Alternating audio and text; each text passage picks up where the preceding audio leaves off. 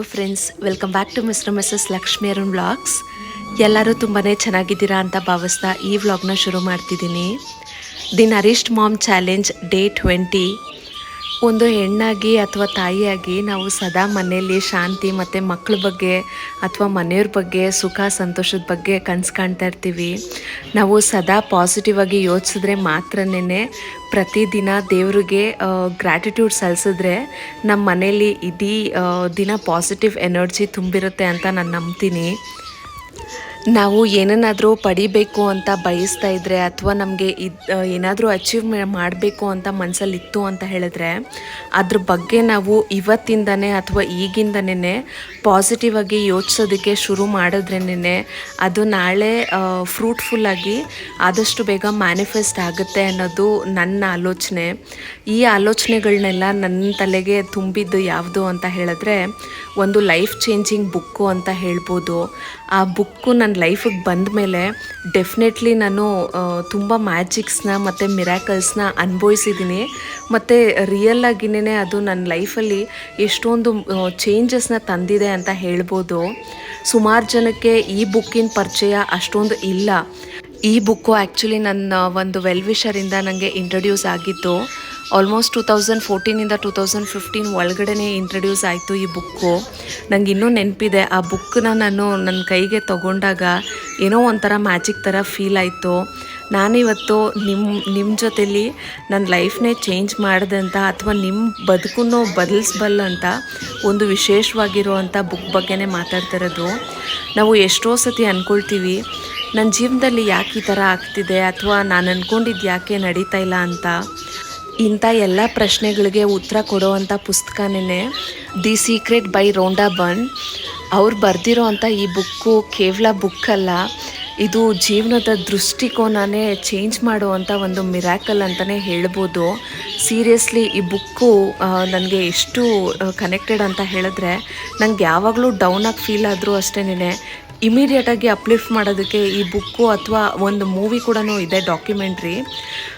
ನೀವು ಹೋಗಿ ಯೂಟ್ಯೂಬಲ್ಲಿ ಚೆಕ್ ಮಾಡಿ. ಒರಿಜಿನಲ್ ಡಾಕ್ಯುಮೆಂಟ್ರಿ ಸಿಗೋದು ಸ್ವಲ್ಪ ಕಷ್ಟ, ಬೇಕಾದರೆ ಆ ಲಿಂಕ್ನ ನಾನು ಡಿಸ್ಕ್ರಿಪ್ಷನಲ್ಲಿ ಹಾಕಿರ್ತೀನಿ, ಒಂದು ಸತಿ ಚೆಕ್ ಮಾಡಿ. ಆ್ಯಕ್ಚುಲಿ ಈ ಪುಸ್ತಕದ ಹೂರ್ಣ ಇರೋದೇ ಒಂದೇ ಒಂದು ಸತ್ಯದ ಮೇಲೆ, ಅದೇ ಲಾ ಆಫ್ ಅಟ್ರಾಕ್ಷನ್ನು. ಈ ನಿಯಮ ಹೇಳೋ ಥರ ಲೈಕ್ ಅಟ್ರಾಕ್ಟ್ಸ್ ಲೈಕ್, ಅಂದರೆ ನಮ್ಮ ಮನಸ್ಸು ಒಂದು ಮ್ಯಾಗ್ನೆಟ್ ಥರ. ನಾವು ಯಾವ ರೀತಿಯಾಗಿರುವಂಥ ಆಲೋಚನೆಗಳನ್ನ ಮಾಡ್ತೀವಲ್ಲ ಅದೇ ರೀತಿಯಾಗಿರುವಂಥ ಇನ್ಸಿಡೆಂಟ್ಸು ನಮ್ಮ ಜೀವನದಲ್ಲಿ ನಡೆಯುತ್ತೆ. ನಾವು ಸದಾ ನನಗೆ ಕಷ್ಟ ಇದೆ, ನನ್ನ ಹತ್ರ ಹಣ ಇಲ್ಲ, ನಾನು ಯಾವಾಗಲೂ ಅನ್ಹ್ಯಾಪಿಯಾಗಿದ್ದೀನಿ, ನನ್ನನ್ನು ಯಾರೂ ಪ್ರೀತಿಸೋದಿಲ್ಲ, ನನಗೆ ಬೇಕಾಗಿರೋದು ನನಗೆ ಸಿಗ್ತಿಲ್ಲ, ನಾನು ಯಾವಾಗಲೂ ಸಾಲದಲ್ಲೇ ಇದ್ದೀನಿ, ನನ್ನ ಜೀವನ ಅನ್ನೋದೇ ಒಂದು ನರಕ ಅಂತ ನೀವು ಕೊರಗ್ತಾ ಇದ್ದರೆ ನಿಮಗೆ ಅಂಥ ಪರಿಸ್ಥಿತಿಗಳೇ ಜಾಸ್ತಿ ಎದುರಾಗ್ತಾ ಇರುತ್ತೆ. ಬದಲು ನಿಮಗೆ ಬೇಕಾಗಿರೋದ್ರ ಬಗ್ಗೆ ನೀವು ಪಾಸಿಟಿವ್ ಆಗಿ ಯೋಚನೆ ಮಾಡಿದ್ರೆ ಸಕ್ಸಸ್ಸು ತಾನಾಗೆ ಹುಡ್ಕೊಂಡು ಬರುತ್ತೆ ಅಂತ ಈ ಬುಕ್ಕು ನಮಗೆ ಕ್ಲಿಯರಾಗಿ ತಿಳಿಸ್ಕೊಡುತ್ತೆ. ಇದರಲ್ಲಿ 3 ಸ್ಟೆಪ್ಸ್ ಆಫ್ ಸೀಕ್ರೆಟ್ಸ್ ಇದೆ. ಅದು ತುಂಬ ಅಂದರೆ ತುಂಬಾ ಇಂಟ್ರೆಸ್ಟಿಂಗ್ ಆಗಿದೆ. ಈ ಸೀಕ್ರೆಟ್ನ ನಾವು ಲೈಫಲ್ಲಿ ಇಂಪ್ಲಿಮೆಂಟ್ ಮಾಡಿಕೊಂಡ್ರೆ ನಮ್ಮ ಲೈಫು ಡೆಫಿನೆಟ್ಲಿ ತುಂಬ ಚೆನ್ನಾಗಿರುತ್ತೆ. ಆ್ಯಕ್ಚುಲಿ ಈ ಸೀಕ್ರೆಟ್ನ ಆಥರ್ ಬಂದು ಸಿಂಪಲ್ 3 ಸ್ಟೆಪ್ಸಲ್ಲಿ ಹೇಳಿದ್ದಾರೆ. ಫಸ್ಟ್ ಸ್ಟೆಪ್ ಏನು ಅಂತ ಹೇಳಿದ್ರೆ ಆಸ್ಕ್, ಅಂದರೆ ಕೇಳೋದು. ನಮಗೆ ನಿಜವಾಗ್ಲೂ ಜೀವನದಲ್ಲಿ ಏನು ಬೇಕು ಅದ್ರ ಬಗ್ಗೆ ಒಂದು ಕ್ಲಾರಿಟಿ ಇರಬೇಕು. ಅದು ಸುಂದರವಾಗಿರುವಂಥ ಮನೆ ಇರ್ಬೋದು, ಅಥವಾ ಒಂದು ಬ್ಯೂಟಿಫುಲ್ ಲೈಫ್ ಪಾರ್ಟ್ನರ್ ಇರ್ಬೋದು, ಅಥವಾ ನಿಮಗೆ ಒಂದು ವರ್ಕ್ ಆಗಿರ್ಬೋದು, ಅಥವಾ ಬಿಸ್ನೆಸ್ ಆಗಿರ್ಬೋದು, ಅಥವಾ ಮನಸ್ಸಿಗೆ ಶಾಂತಿ ಆಗಿರ್ಬೋದು, ಮಕ್ಕಳಿರ್ಬೋದು, ಅಥವಾ ಮಕ್ಕಳಿಗೆ ಆರೋಗ್ಯ ಇರ್ಬೋದು, ಅಥವಾ ಈ ಯೂನಿವರ್ಸ್ ಮುಂದೆ ನಿಮ್ಗೆ ಏನು ಬೇಕೋ ಅದನ್ನು ಕ್ಲಿಯರಾಗಿ ನೀವು ಕೇಳ್ಕೋಬೇಕು ಫಸ್ಟು. ಸೆಕೆಂಡ್ ಸ್ಟೆಪ್ ಬಂದ್ಬಿಟ್ಟು ಬಿಲೀವ್, ಅಂದರೆ ನಂಬೋದು. ಇದು ತುಂಬಾ ಇಂಪಾರ್ಟೆಂಟ್ ಸ್ಟೆಪ್ ಅಂತ ಹೇಳ್ತೀನಿ ನಾನು. ನಾವು ಕೇಳಿದ್ದು ನಮಗೆ ಈಗಾಗಲೇ ಸಿಕ್ಬಿಟ್ಟಿದೆ ಅನ್ನೋ ಅಂಥ ಅಚಲವಾಗಿರುವಂಥ ಟ್ರಸ್ಟು ನಮ್ಮಲ್ಲಿರಬೇಕು. ಯಾವುದೇ ರೀತಿ ಸಂಶಯಕ್ಕೆ ಇಲ್ಲಿ ಜಾಗ ಇರಬಾರ್ದು. ಆ ನಂಬಿಕೆನೇ ನಮ್ಮ ಕನಸನ್ನು ನನಸಾಗಂಗೆ ಮಾಡೋದು. ಸೊ ಅದಕ್ಕೆ ನಾನು ಹೇಳ್ತಿರೋದು ಈ ಸ್ಟೆಪ್ಪು ತುಂಬಾ ಇಂಪಾರ್ಟೆಂಟ್ ಅಂತ. ಯಾಕೆ ಅಂತ ಹೇಳಿದ್ರೆ ನಮಗೆ ಅತಿ ಹೆಚ್ಚು ದುಡ್ಡು ಬೇಕು, ಅಥವಾ ಮನಸ್ಸಿಗೆ ಸಂತೋಷ ಬೇಕು, ನೆಮ್ಮದಿ ಬೇಕು, ಅಥವಾ ಮಕ್ಕಳಿಗೆ ಆರೋಗ್ಯ ಬೇಕು, ಅಥವಾ ಒಂದು ಸುಂದರವಾಗಿರೋ ಮನೆ ಬೇಕು ಅಂತ ಹೇಳಿದ್ರೆ ನೀವು ಆಲ್ರೆಡಿ ಅದರಲ್ಲಿ ಬಾಳ್ತಿದ್ದೀರಾ ಅನ್ನೋ ರೀತಿ ನೀವು ನಂಬಿಕೆಯಿಂದ ನಿಮ್ಮನ್ನು ನೀವು ತಯಾರಿ ಮಾಡ್ಕೊಂಬಿಡ್ಬೇಕು, ಈ ಪೊಸಿಷನ್ನಿಗೆ ನೀವು ಬಂದುಬಿಡಬೇಕು. ಸೊ ಆ ರೀತಿ ನೀವು ಬ್ಲೈಂಡಾಗಿ ಬಿಲೀವ್ ಮಾಡ್ಕೊಂಡು ಹೋಗಬೇಕಾಗತ್ತೆ. ಹೆಂಗೆ ಅಂತ ಹೇಳಿದ್ರೆ ಆ ಕನಸು ಆಲ್ರೆಡಿ ನನಸಾಗ್ಬಿಟ್ಟಿದೆ ಅನ್ನೋ ರೀತಿ ನೀವು ಅಷ್ಟು ಹ್ಯಾಪಿಯಾಗಿರಬೇಕು. ಸೊ 3ನೇ ಸ್ಟೆಪ್ ಏನು ಅಂತ ಹೇಳಿದ್ರೆ ರಿಸೀವ್ ಅಂದರೆ ಪಡ್ಕೊಳ್ಳೋದು. ನಿಮ್ಮ ಆಸೆ ಈಡೇರಿದಾಗ ನಿಮಗೆ ಎಷ್ಟು ಸಂತೋಷ ಆಗುತ್ತಲ್ಲ ಅಷ್ಟೇ ಸಂತೋಷವಾಗಿ ನೀವು ಈಗಲೇ ಅನುಭವಿಸ್ಬೇಕು ಜೀವನನ. ಆ ಖುಷಿ ನಮ್ಮ ಭಾವನೆಗಳಲ್ಲಿ ಇದ್ದಾಗ ಮಾತ್ರನೇ ನಾವು ಅದನ್ನು ಪಡ್ಕೊಳ್ಳೋದಕ್ಕೆ ಸಾಧ್ಯ. ಅಂದರೆ ಎಷ್ಟು ಸಿಂಪಲ್ಲಾಗಿದೆ ಅಂತ ಹೇಳಿದ್ರೆ ಆಸ್ಕ್, ಬಿಲೀವ್ ಆ್ಯಂಡ್ ರಿಸೀವ್. ಅಂದರೆ ಕೇಳಬೇಕು, ನಂಬಿಕೆ ಇಟ್ಕೋಬೇಕು, ಅದನ್ನು ಈಸಿಯಾಗಿ ನಾವು ಪಡ್ಕೊಂಬಿಡ್ತೀವಿ. ಸೊ ಅದೇನೇ 3 ಸ್ಟೆಪ್ಸು, ಸಿಂಪಲ್ ಸ್ಟೆಪ್ಸು ಆಥರ್ ಇಲ್ಲಿ ಹೇಳಿರೋದು. ನೀವು ಒಂದು ದೊಡ್ಡ ಬಂಗ್ಲೆ ಬೇಕು ಅಥವಾ ಒಂದು ದೊಡ್ಡ ಚಿನ್ನದ ಚೈನ್ ಬೇಕು, ಅದೆಲ್ಲ ನೀವು ಈಗಲೇ ಇಮಿಡಿಯೇಟಾಗಿ ಮ್ಯಾನಿಫೆಸ್ಟ್ ಮಾಡೋದಕ್ಕೆ ಆಗಿಲ್ಲ ಅಂದರೆ ಒಂದು ಚಿಕ್ಕ ವಿಚಾರನ ಯೋಚನೆ ಮಾಡ್ಕೊಳ್ಳಿ. ಫಾರ್ ಎಕ್ಸಾಂಪಲ್, ಇವತ್ತು ನೀವು ಆಫೀಸಿಗೆ ಹೋಗೋವಾಗ ಯಾವುದೇ ರೀತಿಯಾಗಿರುವಂಥ ರೆಡ್ ಸಿಗ್ನಲ್ ಇಲ್ಲದೆ ಎಲ್ಲನೂ ಗ್ರೀನ್ ಸಿಗ್ನಲ್ಲಿಂದನೇ ನಾನು ಮುಂದಕ್ಕೆ ಹೋಗಬೇಕು, ಇವತ್ತು ಆಫೀಸ್ಗೆ ಆನ್ ಟೈಮ್ ಹೋಗಿ ಸೇರಬೇಕು ಅಂತ ಯೋಚನೆ ಮಾಡ್ಕೊಳ್ಳಿ. ಅಥವಾ ನೀವು ಇವತ್ತು ಯಾವುದೇ ಬ್ಯಾಡ್ ಮೂಮೆಂಟ್ಸ್ ಇಲ್ಲದೆ ಇವತ್ತು ಹ್ಯಾಪಿಯಾಗಿರುವಂಥ ಡೇನ ಸ್ಪೆಂಡ್ ಮಾಡಬೇಕು ಅಂತ ಹೇಳಿ ಆಸ್ಕ್ ಅಂದರೆ ಕೇಳಿ, ಮತ್ತು ಆಲ್ರೆಡಿ ಆ ಥರ ನಡೀತಾ ಇದೆ ಅಂತ ನಂಬಿ. So definitely at the end of the day ಇವತ್ತಿನ ದಿನ ನಿಮಗೆ ತುಂಬಾ ಬ್ಯೂಟಿಫುಲ್ ಆಗಿರುತ್ತೆ. ಈ ಥರ ಒಂದು ಸಣ್ಣ ಪುಟ್ಟ ಚಿಕ್ಕದಾಗಿರುವಂಥ ಆಸೆಗಳಿಂದ ಸ್ಟಾರ್ಟ್ ಮಾಡಿ. ಈ ಮಂತ್ರ ನಿಮಗೆ ವರ್ಕ್ ಆಗುತ್ತಾ ಇಲ್ವಾ ನೋಡಿ. ಆ್ಯಕ್ಚುಲಿ ನೀವು ಮದರ್ಸು ನಾವು ಮನೆಯಲ್ಲಿರುವಾಗ ಜವಾಬ್ದಾರಿಗಳ ಮೇಲೆ ಗಮನ ವಹಿಸೋದ್ರಲ್ಲೇ ನಾವು ಇನ್ವಾಲ್ವ್ ಆಗಿಬಿಟ್ಟಿರ್ತೀವಿ. ಸೊ ನೆಗೆಟಿವ್ ಯೋಚನೆಗಳು ನಮಗೆ ಆಟೋಮೆಟಿಕ್ಕಾಗಿ ಬರುತ್ತೆ. ಅಂದರೆ ಮಕ್ಕಳು ಜಾಸ್ತಿ ಹಠ ಮಾಡ್ತಿರ್ತಾರೆ, ಅಥವಾ ಸರಿಯಾಗಿ ಊಟ ಮಾಡ್ತಿಲ್ಲ, ಸರಿಯಾಗಿ ಓದ್ತಾ ಇಲ್ಲ, ಆರೋಗ್ಯ ಕೈ ಕೊಡ್ತಾ ಇದೆ ಅಂತ ನೀವು ಯಾವಾಗಲೂ ಚಿಂತೆ ಮಾಡ್ತಿದ್ರೆ, ನೀವು ಸೀಕ್ರೆಟ್ ಬುಕ್ ಪ್ರಕಾರ ನಮಗೆ ಏನು ಹೇಳ್ಕೊಡುತ್ತದೆ ಅಂದರೆ ನಮ್ಮ ಮನೆಯಲ್ಲಿ ನಾವು ಹೇಗೆ ನೋಡಬೇಕು ಅಂತ ಬಯಸ್ತೀವೋ ಅದ್ರ ಬಗ್ಗೆ ಈಗಲೇ ನಾವು ಕೃತಜ್ಞತೆ ಸಲ್ಲಿಸೋದಕ್ಕೆ ಶುರು ಮಾಡಿಬಿಡ್ಬೇಕು. ಇದನ್ನು ಯಾವ ರೀತಿ ನಾವು ಚೇಂಜ್ ಮಾಡಬೇಕು ಅಂತ ಹೇಳಿದ್ರೆ, ನನ್ನ ಮಕ್ಕಳು ಆಲ್ರೆಡಿ ಆರೋಗ್ಯವಾಗಿದ್ದಾರೆ, ನಾನು ಏನು ಹೇಳಿದ್ರು ಕೇಳ್ತಾರೆ, ನನ್ನ ಮಕ್ಕಳು ಚೆನ್ನಾಗಿ ಓದ್ತಾರೆ, ಸೊ ನನ್ನ ಡೇ ತುಂಬ ಹ್ಯಾಪಿಯಾಗಿರುತ್ತೆ, ನಮ್ಮ ಮನೇಲಿರೋರೆಲ್ಲರೂ ಆರೋಗ್ಯವಾಗಿದ್ದಾರೆ. ಈ ರೀತಿಯಾಗಿ ನೀವು ಪದ ಬಳಕೆ ಮಾಡ್ತಾ ಮತ್ತು ನಿಮ್ಮನ್ನೇ ನೀವು ಪಾಸಿಟಿವ್ ಆಗಿ ಥಿಂಕ್ ಮಾಡ್ತಾ ಹೋದಷ್ಟು ಜಾಸ್ತಿ ನಿಮಗೆ ಪಾಸಿಟಿವ್ ಎನರ್ಜಿನೇ ಆ್ಯಡ್ ಆಗ್ತಾ ಬರುತ್ತೆ. ನಾವು ಯಾವಾಗ ಜಾಸ್ತಿ ನೆಗೆಟಿವಿಟಿ ಮೇಲೆ ಫೋಕಸ್ ಮಾಡ್ತೀವಲ್ಲ ಅದನ್ನೇ ಜಾಸ್ತಿ ನಮ್ಮ ಲೈಫ್ಗೆ ಅಟ್ರ್ಯಾಕ್ಟ್ ಮಾಡ್ತೀವಿ. ನೀವೇನಾದರೂ ಡೆಫಿನೆಟ್ಲಿ ಲೋ ಆಗಿ ಫೀಲ್ ಮಾಡ್ತಿದ್ದೀರಾ ಅಂತ ಹೇಳಿದ್ರೆ ನೀವು ಒಂದ್ಸತಿ ಈ ಬುಕ್ನ ಓದಿ ನೋಡಿ. ಡೆಫಿನೆಟ್ಲಿ ನೀವು ತುಂಬಾ ಪಾಸಿಟಿವ್ ಆಗಿ ಮೋಟಿವೇಟೆಡ್ ಆಗಿ ಇರ್ತೀರಾ. ಈವನ್ನು ನೀವು ಕೆರಿಯರ್ ಈಗ ತಾನೇ ಸ್ಟಾರ್ಟ್ ಮಾಡಿದ್ದೀರಾ ಅಂತ ಹೇಳಿದ್ರು ನಿಮ್ಮ ಲೈಫಲ್ಲಿ ಈ ಬುಕ್ಕು ನಿಮ್ಮನ್ನು ಒಳ್ಳೆ ಪೊಸಿಷನ್ಗೆ ತಂದು ಕೊಡೋದಕ್ಕೆ ಪುಷ್ ಮಾಡುತ್ತೆ. ಡೆಫಿನೆಟ್ಲಿ ನನ್ನ ಕೆರಿಯರ್ನಲ್ಲೂ ನಾನು ಒಳ್ಳೆ ಪೊಸಿಷನ್ ರೀಚ್ ಆಗೋದಕ್ಕೆ ಈ ಬುಕ್ಕು ತುಂಬ ಅಂದರೆ ತುಂಬಾ ಹೆಲ್ಪ್ ಮಾಡ್ತು. ನನಗೇನು ಬೇಕೋ ಅದನ್ನು ಮ್ಯಾನಿಫೆಸ್ಟ್ ಮಾಡಿ ತಗೊಳ್ಳೋ ಅಂಥ ಒಂದು ಕೆಪಾಸಿಟಿ ನನಗೆ ಬಿಲ್ಡ್ ಮಾಡ್ತು. ಅಂದರೆ ಇದೆಲ್ಲ ಡೆಫಿನೆಟ್ಲಿ ಒನ್ ಡೇಯಲ್ಲಿ ಆಗುವಂಥ ಮ್ಯಾಜಿಕ್ ಅಲ್ಲ. ನೀವು ಕಂಪ್ಲೀಟ್ಲಿ ಇದನ್ನು ಬಿಲೀವ್ ಮಾಡಿ ಇದ್ರ ಪ್ರಕಾರನೇ ಫಾಲೋ ಆದ್ರಿ ಅಂತ ಹೇಳಿದ್ರೆ ಇದು ಡೆಫಿನೆಟ್ಲಿ ಲೈಫ್ ಟ್ರಾನ್ಸ್ಫಾರ್ಮಿಂಗ್ ಬುಕ್ ಅಂತಲೇ ಹೇಳ್ತೀನಿ. ಸೊ ಈ ಬುಕ್ನ ಆಲ್ರೆಡಿ ನೀವೇನಾದರೂ ಓದಿದರೆ ಈ ಬುಕ್ಕು ನಿಮ್ಮ ಲೈಫಲ್ಲಿ ಯಾವಾಗ ಎಷ್ಟನೇ ಇಸ್ವಿಯಲ್ಲಿ ಇಂಟ್ರಡ್ಯೂಸ್ ಆಯಿತು ಅಂತ ತಪ್ಪದೆ ಕಮೆಂಟ್ ಮೂಲಕ ತಿಳಿಸಿ ಫ್ರೆಂಡ್ಸ್. ಮತ್ತು ಈ ಬುಕ್ ಬಗ್ಗೆ ನೀವು ಫಸ್ಟ್ ಟೈಮು ತಿಳ್ಕೊಳ್ತಿದ್ದೀರಾ ಅದು ನನ್ನಿಂದ ಅಂತ ಹೇಳಿದ್ರೆ ಅದಕ್ಕೆ ಒಂದು red art hockey, so that ನನಗೆ ಮೋಟಿವೇಟ್ ಆಗುತ್ತೆ. ಅಮ್ಮ ಬೋತಿ ನೋಡು ವೆರಿ ಗುಡ್. ಇವತ್ತಿನ ಫೇಸ್ ಪ್ಯಾಕಲ್ಲಿ ನಾನು ಆ್ಯಕ್ಚುಲಿ ಮೊಸರು ಮತ್ತು ಕಡಲೆ ಹಿಟ್ಟನ್ನ ಬಳಸ್ಕೊಂಡು ಮತ್ತು ಲೆಮನ್ ಜ್ಯೂಸನ್ನ ಬಳಸ್ಕೊಂಡು ಫೇಸ್ ಪ್ಯಾಕ್ ಮಾಡ್ಕೊಂಡಿದ್ದೀನಿ. ಇದು ಓಪನ್ ಪೋರ್ಸ್ಗೆ ತುಂಬ ಅಂದರೆ ತುಂಬಾ ಒಳ್ಳೆ ರೆಮಿಡಿ.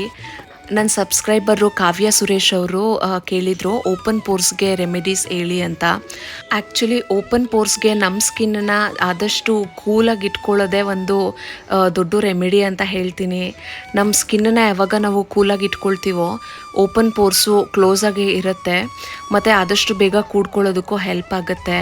ಐಸ್ ಕ್ಯೂಬ್ಸ್ ಕೂಡ ನಾವು ಮಸಾಜ್ ಮಾಡ್ಕೊಳ್ಳೋದ್ರಿಂದ ಸ್ಕಿನ್ನು ಟೈಟ್ ಆಗುತ್ತೆ. ನಿಮಗೆ ಯಾವುದೇ ರೀತಿಯಾಗಿರುವಂಥ ಫೇಸ್ ಪ್ಯಾಕ್ ಮಾಡೋಕ್ಕಾಗಿಲ್ಲ ಅಂದ್ರೂ ಬೇಸನ್ನು ಅಂದರೆ ಕಡಲೆ ಹಿಟ್ಟು ಡೆಫಿನೆಟ್ಲಿ ಮನೇಲಿ ಇದ್ದೇ ಇರುತ್ತೆ, ಮತ್ತು ಮೊಸರು ಇರುತ್ತೆ. ಸೊ ಇದನ್ನು ಬಳಸ್ಕೊಂಡು ದಿನಾಗಲೂ ನೀವು ಫೇಸ್ಗೆ ಹಚ್ತಾ ಬಂದ್ರೇನು ಸ್ಕಿನ್ನು ಟೈಟಾಗಿ, ಮತ್ತು ನೀವು ಫೇಸ್ ವಾಶ್ ಮಾಡಿದ್ಮೇಲೆ ಐಸ್ ಕ್ಯೂಬ್ಸ್ನ ರಬ್ ಮಾಡೋದ್ರಿಂದ ನಮ್ಮ ಪೋರ್ಸು ಆದಷ್ಟು ಬೇಗ ಸಣ್ಣದಾಗುತ್ತೆ.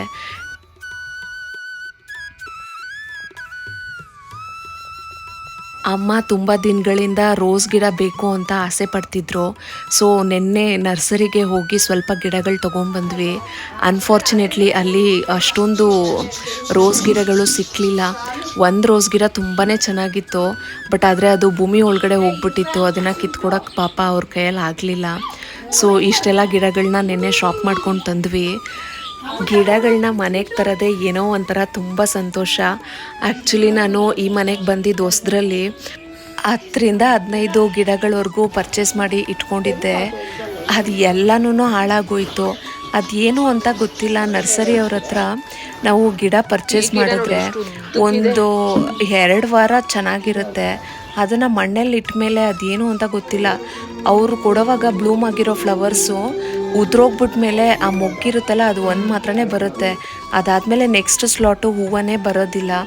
ತುಂಬಾ ಬೇಜಾರಾಗೋಯ್ತು, ಎಲ್ಲ ಗಿಡಗಳು ಸತ್ತೋಯ್ತು ಅಂತ. ಈವನು ನಾವು ಕಬ್ಬನ್ ಪಾರ್ಕ್ಗೆ ಫ್ಲವರ್ ಶೋಗೆ ಹೋದಾಗ ಅಷ್ಟೊಂದು ಗಿಡಗಳನ್ನ ತಂದಿದ್ವಿ. ಅವು ಎಲ್ಲನೂ ಅಷ್ಟೇ, ಎಲ್ಲನೂ ಹಾಳಾಗೋದ್ವು. ಎಷ್ಟು ಚೆನ್ನಾಗಿತ್ತು ತಂದಾಗ, 1-2 ವಾರ ಚೆನ್ನಾಗಿದ್ವು. ಅದಾದಮೇಲೆ ಎಲ್ಲ ಒಣಗೋಗ್ಬಿಟ್ವು. ನಿಮಗೂ ಕೂಡ ಇದು ಎಕ್ಸ್ಪೀರಿಯನ್ಸ್ ಆಗಿದೆಯಾ? ನರ್ಸರಿಯಿಂದ ತರೋವಾಗ ಅಷ್ಟು ಚೆನ್ನಾಗಿರುತ್ತೆ, ಅದು ಬೆಳೆದು ಎಷ್ಟು ಹೂಗಳು ಕೊಡುತ್ತೋ ಅಂತ ಆಸೆ ಇರುತ್ತೆ. ಬಟ್ ಅದಾದಮೇಲೆ ಅದು ಯಾಕೆ ಹೆಂಗೆ ಬಾಡೋಗುತ್ತೆ ಅಂತ ಗೊತ್ತಿಲ್ಲ.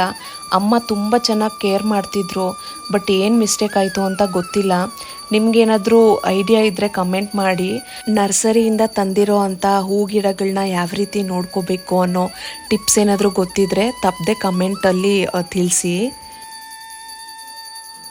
ಒಂದು ಸೀಸನಲ್ಲಿ ಹೂಗಳೇ ಬಿಡೋದಿಲ್ಲ, ಇನ್ನೊಂದು ಸ್ವಲ್ಪ ಸೀಸನಲ್ಲಿ ಎಷ್ಟು ರಾಶಿ ಹೂ ಇರುತ್ತಂದರೆ ತುಂಬ ಎಕ್ಸೆಸಿವ್ ಆಗಿರುತ್ತೆ. ಹಂಗೆ ಗಿಡದಲ್ಲಿ ಬಿಟ್ಬಿಟ್ಟಿರ್ತೀವಿ. ಆ ಥರ ಸೀಸನ್ನೇ ಈಗೆಲ್ಲ ಕಟ್ಬಿಟ್ಟು ಕಳ್ಸಕ್ಕೆ ಹಾಕೋ ಅಷ್ಟು ಹೂಗಳು ಬರ್ತಿದೆ. ತುಂಬಾ ಖುಷಿಯಾಗುತ್ತೆ. ಅಮ್ಮ ಮರ್ತೋಗ್ಬಿಟ್ಟು ಇವತ್ತು ಕನಕಾಂಬರ ತೊಗೊಂಡ್ಬಿಟ್ಟಿದ್ರು. ನಮ್ಮ ತೋಟದಲ್ಲಿ ಬೆಳೆದಿರೋ ಅಂಥ ಹೂಗಳನ್ನ ದೇವ್ರಿಗೆ ಅರ್ಪಿಸಿ ಪೂಜೆ ಮಾಡೋದು ಅದು ಒಂಥರ ಸಂತೋಷ. ನಮ್ಮ ಪುಟಾಣಿ ಎಷ್ಟು ಮುದ್ದು ಅಂತ ಹೇಳಿದ್ರೆ, ನಾನು ದೇವ್ರಿಗೆ ದಂಡ ಹಾಕೋವಾಗ ದಿನಾಗ್ಲೂ ನಮ್ಮ ಲಾಡು ನನ್ನ ಜೊತೆಲಿ ಬಂದ್ಬಿಟ್ಟು ಅವನು ಅದೇ ಥರ ಕ್ಯೂಟಾಗಿ ದಂಡ ಹಾಕ್ತಾ ಇರ್ತಾನೆ. ಆ್ಯಕ್ಚುಲಿ ನಾನು ಮೊನ್ನೆ ಟ್ರೈಪಾಡ್ ಇಟ್ಬಿಟ್ಟು ಪೂಜೆ ಮಾಡ್ತಿದ್ನಲ್ಲ, ಆಗ ಅವನು ನನ್ನ ಜೊತೇಲಿ ಬಂದು ದಂಡ ಹಾಕ್ತಿದ್ದ. ಎದ್ದು ನಾನು ನೋಡೋಷ್ಟೊತ್ತಿಗೆ ಪಕ್ಕದಲ್ಲಿದ್ನಲ್ಲ, ಸಖತ್ ಆಶ್ಚರ್ಯ ಆಗೋಯ್ತು. ಇವತ್ತು ಅವ್ರ ಪಪ್ಪನೂ ನೋಡ್ಬಿಟ್ಟು ಸಖತ್ ಖುಷಿ ಪಡ್ತಿದ್ರು. ಅಂದರೆ ನಾವು ಯಾವ ರೀತಿ ವೇಯಲ್ಲಿ ಹೋಗ್ತೀವಲ್ಲ, ನಮ್ಮನ್ನು ನೋಡಿ ಮಕ್ಕಳು ಕಲಿತಾರೆ ಅನ್ನೋದಕ್ಕೆ ಇದೊಂದು ಸಾಕ್ಷಿ. ನನಗಂತೂ ಸಖತ್ ಕ್ಯೂಟ್ ಅನ್ನಿಸ್ಬಿಡ್ತು. ನಾನೇ ಶಾಕ್ ಆಗಿಬಿಟ್ಟೆ, ನಮ್ಮ ಪುಟಾಣಿ ಹಿಂಗೆಲ್ಲ ಮಾಡ್ತಾನ ಅಂತ. ಅಂದರೆ ನನ್ನಿಂದ ಅದನ್ನೆಲ್ಲ ಕಲ್ತಿದ್ದಾನಲ್ಲ, ಒಂಥರ ಸಖತ್ ಖುಷಿ ಆಯಿತು ನನಗೆ. ಅಂದರೆ ನಮ್ಮ ಮಕ್ಳಿಗೆ ನಾವೇ ಅಲ್ವಾ ಮಾದರಿ. ನಾವು ಹೆಂಗೆ ಸಂಸ್ಕಾರನ ಕೊಡ್ತೀವಿ, ಅವರು ಅದೇ ಥರ ನಮ್ಮನ್ನು ನೋಡಿ ಬೆಳೀತಾರೆ. ಆ್ಯಕ್ಚುಲಿ ನಾವು ಹೇಳೋದಕ್ಕಿಂತ ನಾವು ಮಾಡೋದನ್ನು ನೋಡಿ ಮಕ್ಕಳು ಆದಷ್ಟು ಬೇಗ ಕಲಿತಾರೆ. ನೀವೇನಾದರೂ ಈ ವ್ಲಾಗ್ನ ಇಲ್ಲಿವರೆಗೂ ನೋಡಿದರೆ thank you so much for your precious time and kind support. So ನೋಡಿದ್ರಲ್ಲ ಫ್ರೆಂಡ್ಸ್, ಇದಾಗಿತ್ತು ಇವತ್ತಿನ ವ್ಲಾಗು. ಈ ವ್ಲಾಗಲ್ಲಿ ನಾನು ಡಿಸ್ಕಸ್ ಮಾಡಿರೋ ಅಂಥ ವಿಚಾರ ಮತ್ತು ಇವತ್ತಿನ ರಂಗೋಲಿ ನಾನು ಕೊಟ್ಟಿರೋ ಅಂಥ ಮಾಹಿತಿ ನಿಮಗೆ ಇಷ್ಟ ಆಗಿದೆ ಅಂತ ಬಯಸ್ತೀನಿ. ಈ ವ್ಲಾಗು ನಿಮಗೆ ಇಷ್ಟ ಆಗಿದ್ದರೆ ದಯವಿಟ್ಟು ಒಂದು ಲೈಕ್ ಮಾಡಿ, ಶೇರ್ ಮಾಡಿ, ತಪ್ಪದೆ ನಿಮ್ಮ ಅಭಿಪ್ರಾಯನ ಕಮೆಂಟ್ ಮೂಲಕ ತಿಳಿಸಿ. ನಾನು ಕಾಯ್ತಾ ಇರ್ತೀನಿ. ನೀವೇನಾದರೂ ನನ್ನ ಚಾನಲ್ಗೆ ಇನ್ನೂ ಸಬ್ಸ್ಕ್ರೈಬ್ ಮಾಡಿಲ್ಲ ಅಂದರೆ ದಯವಿಟ್ಟು ಸಬ್ಸ್ಕ್ರೈಬ್ ಮಾಡಿ, ನನಗೆ ಸಪೋರ್ಟ್ ಮಾಡಿ. Thank you for watching. Will catch you in next vlog.